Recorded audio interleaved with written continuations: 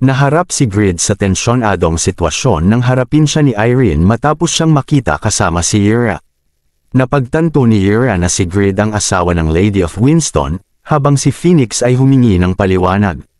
Nahihirapan si Grid, iniisip ang epekto nito kay Irene. Sa desperasyon, idinawit niya si Ira, na nagdesisyong umalis matapos kilalanin ang tunay na pagkatao ni Grid bilang pagmas successor. Matapos maibsan ang tensyon, sinubukan ni Grid na aliwin si Irene. Bagamat nag-aalala pa rin si Irene, tinanggap niya ang paliwanag ni Grid. Ilang araw ang lumipas, nagpasalamat si Jessica sa tulong ni Irene sa pagsasaayos ng Byron Village. Sinagot ito ni Irene na mahalaga rin sa kanya ang mga kasamahan ni Grid. Sana'y patuloy kayong maging sandigan niya. Samantala, tinukso ni Vantner si Grid tungkol sa honeymoon nila ni Lady Irene. Nap-icon si Grid at naglabas ng sama ng loob tungkol sa mga limitasyon ng kanilang relasyon. Pwede lamang makipagtalik sa asawa mo isang beses kada buwan. Bago umalis, nagpaalam si Irene kay Grid. Naiinis si Grid sa mga patakaran ng laro, ngunit alam niyang kailangan niyang tapusin ang kanyang mga gawain para makabalik agad kay Irene. Determinado siyang magmadali at tapusin ang kanyang talent search. Habang naghahanap si Grid sa bar Ian Mine, napansin niyang sa kabila ng pagsusuri sa mahigit 400 tao, wala ni isa ang may potensyal. Bagamat tumataas ang kanyang insight at persistent stats, iniisip niyang hindi niya alam kung kailan matatapos ang paghahanap. Nakita niya ang mga Manero na bumalik sa kanilang trabaho matapos ang halos tapos na muling pagtatayo ng mga pader. Naalala niya ang mga panahong mababa pa ang kanyang level at nagmimina siya ng iron, na ngayon ay tila kwento na lang. Habang naglalakad, natalsikan siya ng fragment. Nagpaumanhin ang isang Manero, ngunit nagulat si Grid sa isang mas bata, masiglang Manero na nagtutuwid sa isa pang kasamahan na si Mikkel dahil sa hindi maayos na paggamit ng pickaxe. Sa kabila ng murang edad, ang batang ito ay may pambihirang sigasig at kaalaman. Napansin ni Grid, salamat sa kanyang insight stat, na ang bata ay maaaring maging isang kawili-wiling personalidad at posibleng may malaking potensyal. Sa Byron Castle, nagulat sina Vantner at Tobin nang malaman na ang populasyon ng Nayon ay malapit ng lumampas sa 12,000. Iminungkahi nilang palawakin ang lugar at gawing lungsod ang Byron. Ang paglago ng populasyon ay dahil sa maraming manlalaro na naakit ng livestream ng laban, na nagdala ng mas maraming residente. Bagamat kulang sa pondo, naniniwala silang matutulungan sila ng mga bagong users. Masayang-masaya si Vantner. Iniisip na kaya siya pinapansin ng mga babaeng manlalaro ay dahil sa kanyang bagong kasikatan bilang tagapagbantay ni Grid. Samantala, napansin ni Faker na si Smith, ang panday ng Nayon, ay naging advanced blacksmith na magpapalakas sa kanilang armas at tauhan. Napansin ng lahat ang malaking pagbabago kay Grid. Ayon kay Faker, sa unay akala niyang makasarili si Grid, pero tila nagbago ito, na siyang nagbigay inspirasyon sa lahat na magsikap upang makahabol sa kanyang progreso. Biglang dumating si Grid at ipinakilala ang batang Manero na si Minor. Bagamat 13 taong gulang pa lamang, may pambihirang kasanayan si Minor na nakita ni Grid gamit ang Ruler's Sword, Fantastic Pickaxe Technique, S. Mineral Master, S. At Talent Will Reveal Itself, SS. Mga rare skills na nagtatakda sa kanya bilang potensyal na hari ng mga Manero. Ipinilit ni Grid kay Minor na mag-aral ng 2 libro kada araw upang maasa ang kanyang talino, kahit nalabag ito sa kalooban ng bata. Sa kabila ng kanyang pagrereklamo, naniniwala si Grid na magiging mahalagang partner si Minor para sa kanya bilang blacksmith. Habang nagpapatuloy ang kanilang mga plano, dumating si Grid sa Smith & Smith kung saan sinalubong siya ni Heroy, na matagumpay na natapos ang kanyang misyon. Ikinatuwa ni Grid ang pagtaas ng level ng mga sundalo, lalo na kay Jude, na nagpakita ng mabilis na paglago ng kanyang stats at mga skills. Bukod dito, dala ni Heroy ang Sylphid skills, na gagamitin ni Grid upang makagawa ng espesyal na kagamitan, kabilang na ang espada ni Heroy at sariling gear ni Grid. Buo ang determinasyon ni Grid na tapusin ang lahat ng kanyang paghahanda bago magsimula ang international competition. Ayon sa balita, umaabot na sa 800,000 ang bilang ng mga turistang bumibisita dahil sa nalalapit na Satisfy International Competition, na itinuturing na bagong pandaigdigang kaganapan. Samantala, 4 na buwan matapos ang pagsalakay ng Yatan cult sa Bayran, abala si Grid sa paghahanap ng Pavranium sa hilagang bahagi ng Eternal Kingdom. Kasama niya si Minor na napahanga sa kakayahan nitong harapin ang mga orc. Sa kabila ng mga bitag ni Bram, matagumpay na nahanap ni Grid ang kanyang ika-7 Pavranium gamit ang tulong ni Minor. Habang nagagalak si Grid sa kanyang tagumpay at plano sa Pavranium, galit na galit si Bram dahil sa pagkabigo ng kanyang plano. Nagbanta itong hindi mapapatawad si Grid sa kanyang ginawa, habang inihahanda ang Plan B. Sa opisina ng SAA, iniulat ni Chief Yonahi kay Chairman Che Olho na natupad na ang mga kinakailangan para lumitaw ang bagong legendary class na Braham's successor. Nagulat si Che Olho at inisip kung natuklasan na ni Grid ang tunay na pagkatao ni Bram bilang isang sinungaling at kontrabida. Gayunpaman, hindi raw sapat ang talino ni Grid para matuklasan yon ng mag-isa. Napansin din nila na si Grid ay nakarehistro para sa international competition, bagamat si Yura, na may suporta ng gobyerno ng Korea, ang nagparehistro sa kanya.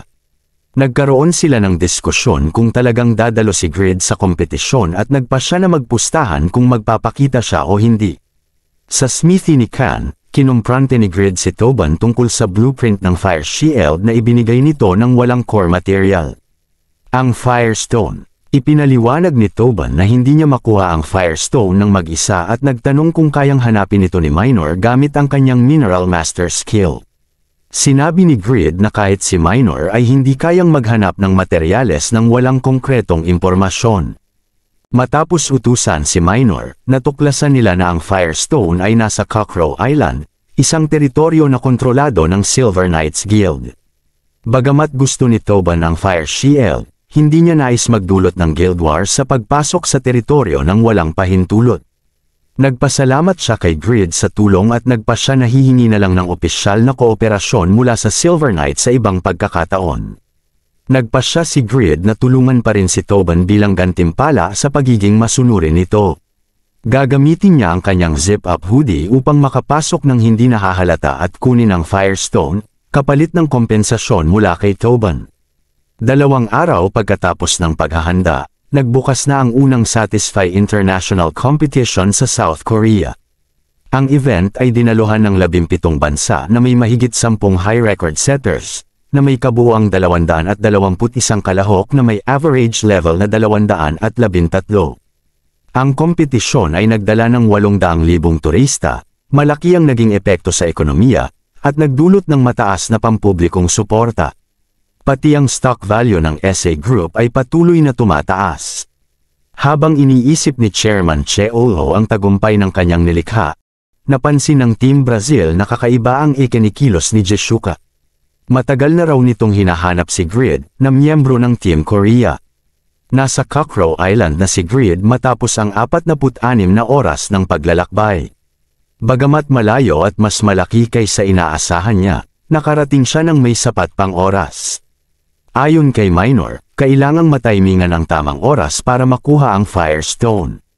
Handa na siyang harapin ang Master of Hellfire, Helgao, ngunit biglang naalala ni Grid na may mahalagang nangyayari ngayong araw. Habang nasa Cockcrow Island, umorder si Grid ng buong menu mula sa merchant upang mabilis na mapataas ang affinity nito, ayon sa payo ni Heroy. Sinubukan niyang magtanong tungkol sa Helgao, isang makapangyarihang halimaw na hindi lubusang natalo ng legendary sword Saint Mauler 300 taon na ang nakalipas. Nabigla ang merchant at binalaan si Grid tungkol sa panganib ng pakikipaglaban dito. Sinabi rin ng merchant na dapat niyang i-dye ang kanyang kagamitan gamit ang Firestone upang labanan ang Black Flame ni Helgao. Pinayuhan siyang pumunta kay Ellen sa South Street, na maaaring magbenta nito sa murang halaga kapag binanggit ang pangalan ng merchant. Nakilala ni Grid si Ellen, isang dalubhasang dyer, na gumamit ng espesyal na solusyon upang gawing dye ang Firestone. Ipinaliwanag ni Ellen na ang dye ay nagpapataas ng fire resistance kapag ginamit sa armor at kagamitan. Ipinagawa ni Grid ang kanyang mithril armor at gloves, na nagresulta sa 19% at 7% fire resistance, ayon sa pagkakabanggit. Habang nagtatrabaho si Ellen, labis siyang humanga sa kalidad ng kagamitan ni Grid, na inilarawan bilang higit pa sa gawa ng mga dwarf. Natutunan din ni Grid ang kaunting kaalaman tungkol sa dyeing, na nagbigay sa kanya ng pagtaas sa insight at dexterity.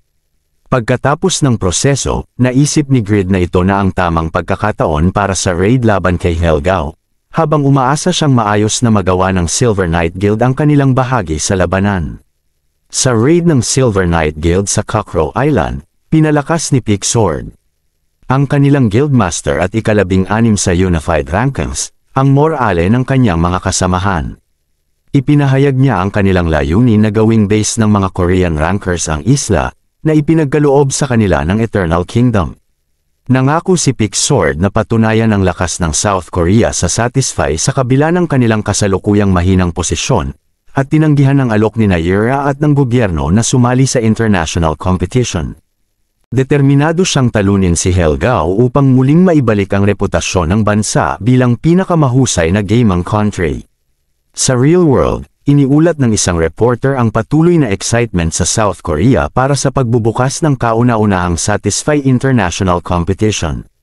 Bagamat hindi sasali si Kraugle, ang top 1 sa Unified Rankings, marami pa ring malalakas na manlalaro mula sa top 50 ang lalahok, kabilang ang top 5 maliban kay Kraugle. Ang Estados Unidos, na may 6 na manlalaro sa top 20. Ang itinuturing na malakas na kalaban, samantalang ang South Korea, bilang host country, ay may mababang tsansa dahil sa limitadong player base. Samantala, nag-uusap sina Jishuka, Pon, at Riges tungkol sa kompetisyon. Inaasam ni Jishuka ang presensya ni Grid ngunit frustrated siya dahil hindi ito sumasagot at hindi dumalo sa opening ceremony. Habang abala ang lahat sa excitement, hindi pa rin matukoy kung makikilahok si Grid sa kompetisyon. Sa laro ng Satisfy, nagkakaroon ng matinding labanan ng Silver Knight Guild laban kay Helgao, kung saan kalahati ng kanilang miyembro ay nalalagas dahil sa lakas ng apoy ng kalaban. Si Grid, na lihim na nagmimina ng Firestone, ay nakatagpo ng pagkakataon upang tapusin ang misyon at umalis. Sa real world, patuloy na pinapansin ni Riges ang kakulangan ng atensyon para sa Korean team sa international competition. Ayon sa kanya, malamang na hindi sila ituring na seryosong kalaban, maliban na lang kay Yura. Habang abala si Jishuka sa paghahanap kay Grid, nag-uusap ang iba pang mga miyembro ng koponan tungkol sa kanilang pagpaplano at ang kanilang paghahanda para sa kompetisyon. Nabanggit ni Jishuka na ang kanilang guild, Sedeka, ay hindi pangkaraniwan dahil sa kanilang kagamitan na ipinagkaloob ni Grid, na nagpapalakas sa kanilang koponan. Sa raid laban kay Helgao, nahirapan ang Silver Knight Guild dahil sa matinding lakas ng apoy ng demon, na nagdulot ng pagkawala ng kalahati ng kanilang miyembro. Si Pick, ang guildmaster, ay nagtaka kung paano hindi tinatabla ng apoy ang isang hindi kilalang manlalaro, si Grid, na nakagawa ng malaking pinsala sa halimaw. Napansin ni Pick ang kakaibang lakas ni Grid, na may 8th enhancement sa kanyang Great Axe, at iniisip niyang siya ay isang mataas na level na hidden class changer. Inisip ni Pick na isang spy mula sa Sakura Guild si Grid. Ngunit laking gulat niya nang malaman na Koreano pala ito. Habang nagpatuloy ang laban, nagdesisyon si Grid na umalis matapos makuha ang mga Firestones na kailangan niya para sa Toban's Shield. Gayunpaman, nagdesisyon si Pick na makipagtulungan kay Grid, iniisip na kung Koreano ito, maaaring pagkatiwalaan. Pinili nilang mag-focus sa isang punto ng Helgao gamit ang kanilang pinakamalakas na skills. Sa kanilang pagsasanib puwersa, umaasa si Pick na maipapakita nila ang tunay na lakas ng Silver Knight Guild at makakamit ang tagumpay laban sa isang matinding kalaban. Sa raid laban kay Helgao, natuklasan ni Grid na may koneksyon ang Firestones sa lakas ng halimaw. Napansin niyang kapag kumikislap ang Firestones, humihina si Helgao, kaya nagdesisyon siyang minahin ang mga ito. Ginamit ni Grid ang isang legendary pickaxe upang madali ang makuha ang mga Firestones, na siyang nagdulot ng pagkawik ng kalaban. Habang ipinapakita ang lakas ng kanyang espada gamit ang pag-moss sword dance, matagumpay niyang napababa ang buhay ng halimaw. Sa kabilang banda, hindi kayang magmina ni Pick dahil wala siyang mining skills, at pinuri niya ang pambihirang kagamitan ni Grid, lalo na ang kanyang espada. Habang nagpapatuloy ang laban, nagulat si Helgao nang makita ang laki ng pagbabago sa lakas ni Grid. Itinuring ni Helgao si Grid bilang isang kakaibang nilalang, na ikinonekta siya kay Mahler, isang legendary figure na unang natalo sa kanya. Si Grid, na puno ng kumpiyansa, ay tinawag ang kanyang sarili na isang legend tulad ni Mahler. Ang kanyang pagmamayabang at lakas ay nagdulot ng takot kay Helgao, na hindi makapaniwala na may isang tao na may parehong lakas ni Mahler. Nagpatuloy ang pagsubok ni Grid, na tinamaan ng malupit na mga atake mula kay Helgao, kabilang ang matinding fire damage at critical hits. Nakakaranas siya ng 2,000 burn damage kada segundo at mga pagsabog na nagiging sanhi ng napakataas na pinsala, ngunit ipinakita niya ang kanyang resilience at paglaban. Napansin niya na ang lakas ng kalaban ay tumaas, at nagdulot ng matinding pagbabago sa itsura at kapangyarihan ng Helgao, tulad ng isang bagong anyo na puno ng apoy at galit. Bagaman may resistensya si Grid laban sa mga burn damage, naramdaman pa rin niya ang malupit na epekto ng Hellfire. Sa kabila ng kalagayan, patuloy siyang nagtatangka na minahin ang Firestones, ang tanging paraan upang hamina si Helgao. Sa kalagitnaan ng laban, sinubukan niyang gamitin ang kanyang pinakamalakas na skill, ang pag-mud sword dance, upang magdulot ng pinsala. Ngunit nakaramdam siya ng pagod at nasaktan ng malaki. Sa huling sandali ng laban, nagbigay ng warning si Pick kay Grid, na nagsabing magtiis pa ng konti, ngunit nagalit si Grid at pinaalalahanan si Pick na huwag makialam kung ayaw niyang mamatay. Sa unang araw ng Satisfy International Competition, nang ibabaw ang mga pangunahing bansa sa esports na USA, France, at Canada, nakilala bilang Big Tatlo. Sa boss raid, ipinakita ni Zibel ng USA ang kanyang kakayahan bilang ikalawa sa Unified Rankings, kaya't siya ang nakapag-uwi ng gintong medalya. Samantala, sa Labyrinth Breakthrough, nagwagi si Bondre ng France, ika-11 sa rankings, gamit ang kanyang mabilis na pag-aaral ng labyrinth at pambihirang kasanayan. Si Chris, ang pinakamahusay na manlalaro ng Canada, ay nakakuha ng 2 pilak matapos talunin ng USA at France. Bagamat hindi siya nagwagi ng ginto, napatunayan pa rin ng Big Three ang kanilang dominasyon sa mga unang laban. Samantala, sa loob ng Satisfy, nagpapatuloy ang brutal na labanan ni Grid kay Helgao, isa sa 33 Great Demons. Sa kabila ng malalakas na atake at hindi matitibag na apoy ng kalaban, pinatunayan ni Grid ang kanyang lakas at kakayahan. Sa paggamit ng kanyang mga bihirang artifacts tulad ng Doran's Ring na nagbibigay ng instant recovery at Holy Shield, nanatili siyang buhay kahit sa mga pinakamapanganib na sitwasyon. Hindi rin nagpatinag si Helgao, lalo na nang lumakas ito at magpakawala ng mas mabangis na mga atake. Gayunpaman, si Grid ay may higit pa sa nakatagong mga baraha. Ginamit niya ang espada niyang Failure upang i-activate ang skill na Bisect, na nagresulta sa pagputol sa parehong kamay ni Helgao. Ang epekto nito ay nagdulot ng malubhang pagbagsak sa lakas ng kalaban, kasama na ang pagbagal ng mga atake nito. Sa kabila ng matinding laban, hindi nawala ng tiwala si Grid sa sarili. Pinagsama niya ang mga estratehiya, kagamitan, at kakayahan upang mabawasan pa ang health ni Helgao. Sa tulong ni Pixord, nagawa nilang mina ang 2 sa 4 na Firestones, dahilan upang hamina ang kalaban. Habang nakikipagbakbakan, unti-unting nadiskubre ni Pixord ang kasiyahan sa pagmimina, isang bagong aspeto ng laro na hindi niya inaasahan. Ngunit hindi pa rin matitinag si Helgao, na ngayon nagsimula ng gumamit ng long-range magic attacks upang hadlangan si Grid. Samantala, sa Byron Castle, ang Sedeca Guild ay nag-aalala sa kalagayan ni Grid. Kilala ang kanilang kaalyado sa paggamit ng salitang, "Trust me." Ngunit hindi laging maganda ang resulta ng kanyang mga ginawa, gaya ng sa mga normal at rare items na naprodukto niya. Naging dahilan ito ng pag-aalinlangan sa guild, lalo na't alam nilang malaking panganib ang dala ng laban sa Phoenix Raid kung sakaling mabaigo si Grid. Balik sa labanan, kahit nasugatan at naubos ang ilan sa kanyang lakas, patuloy pa rin si Helgao sa pag-atake. Kahit nawala na ang 2 sa kanyang Firestones, hindi pa rin matatawaran ang kanyang kakayahan. Ang init ng labanan ay literal na tumitindi, habang si Grid ay nagpupumilit makalapit muli sa demonyo upang tapusin na ito. Ang tanging pag-asa ni Grid ay ang magtagumpay sa isang matinding sugal gamit ang kanyang mga natitirang kasanayan. Sa gitna ng kanilang laban, nagpakawala si Helgao ng napakalakas na pagsabog, na muntik nang pumatay kay Grid.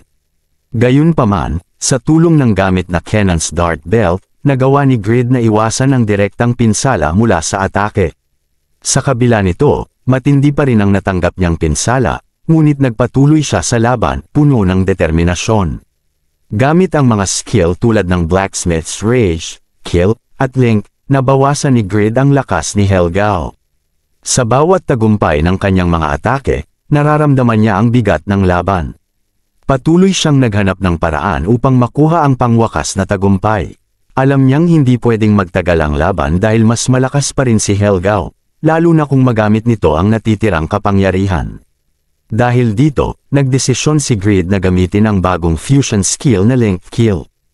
Ang skill na ito ay may potensyal na magdulot ng hanggang 7 mabibigat na pinsala na bawat isa ay may 1500% damage multiplier. Sa tulong ng perfect timing, inactivate niya ito at nagsimulang magpakawala ng malupit na sunod-sunod na atake. Bawat tama ng Link Kill ay nagdulot ng napakalaking pinsala kay Helgao, na nawala ng kakayahan upang makabawi. Ang epekto ng kanyang mga kagamitan tulad ng Failure at Holy Light Gloves ay nagbigay pa ng karagdagang pinsala, na nagresulta sa huling atake na umabot ng mahigit 2 milyong damage.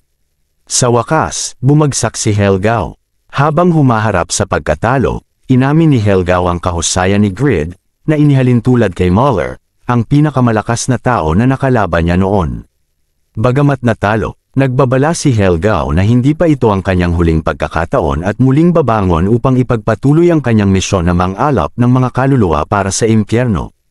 Sa pagkatalo ng halimaw, nakatanggap si Grid ng napakalaking EXP, na nagresulta sa 6 na pagtaas ng level mula 247 hanggang 253. Matapos magtagumpay sa labanan kay Helgao, nawalan ng stamina si Grid at labis na nadismaya sa nakuha niyang gantimpala, isang misteryosong itlog na tinatawag na Memphis's Egg.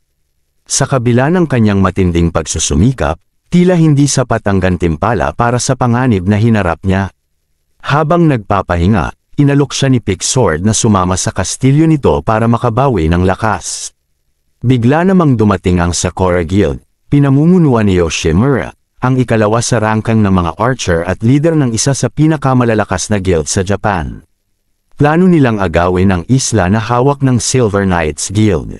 Ang isla ay mahalaga para kay Pixord dahil dito niya unang nakilala ang kanyang mga guildmates at ito ay simbolo ng kanilang pagkakaisa bilang mga South Korean players.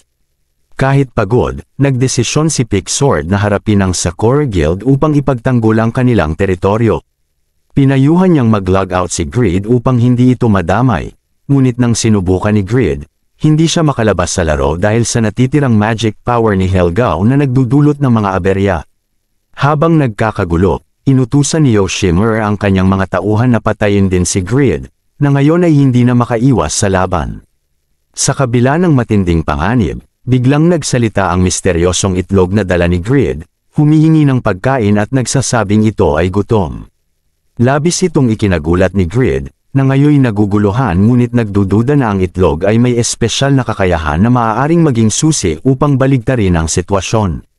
Sa gitna ng tensyon, nakahanda na si Pixord na magbuwis ng buhay para ipagtanggol ang isla at si Grid. Habang si Grid naman ay nakikipaglaban sa pagod at pagkabahala sa biglaang pag-usbong ng kakaibang pangyayari.